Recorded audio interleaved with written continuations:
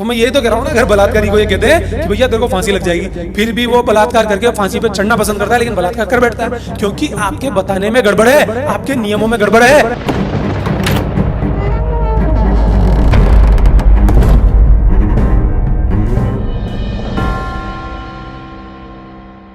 लेकिन अनमोल, जो भी गुंडे बनते हैं, दादागिरी करते हैं, डॉन बनते हैं, जिनका अपना एक राज होता है, लेकिन ये सूरज उगने जितना ही सच है कि उनका अंत बुरा होता है।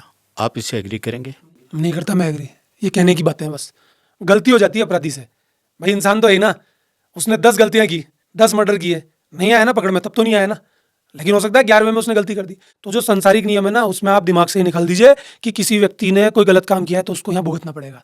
ये आपकी थ्योरी है, भुगतना तो सबको ही पड़ेगा। एक व्यक्ति बूढ़ा होकर मरता है तो वो भी बोलेगा कि साहब जिंदगी तो बेकार ही है।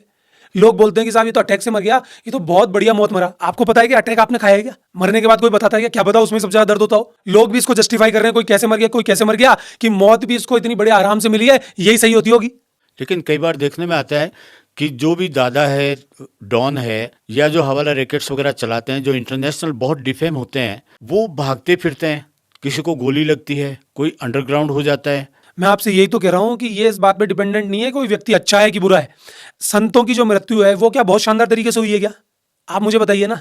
या उनका जीवन बहुत शानदार निकला है क्या? उन्होंने भी तो कष्ट झेला है ना। ये तो संसारिक दुनिया का नियम है, ये आप पे डिपेंड करता है कि आप बुढ़ापे में अपनी जिंदगी को कैसे जिएंगे। ये तो आपसे गलती हो जाती है कि आपने जो कांड किए हैं, आपने चोरी की है, चकारी की है, वो एक बार गलत हो गई, आपने लूजनेस छोड़ दी और आप पकड़ में आ गए। ये कहने की बातें हैं बस, किताबों में सुनना अच्छा लगता है। लोगों ने बड़ी धन दौलत इकट्ठी कर ली, लोगों ने लोगों को डरा डरा के महल बना लिए। आप बोल रहे हैं कि इनका बुरा होता है? उनकी पीढ़ियां मुझे लूट रही हैं, 7-7 8-8 पीढ़ियां गुंडा बदमाशी करके राजा बनी फिर रही हैं। आप बोल रहे हैं इनको यहाँ पे दिक्कत आती है?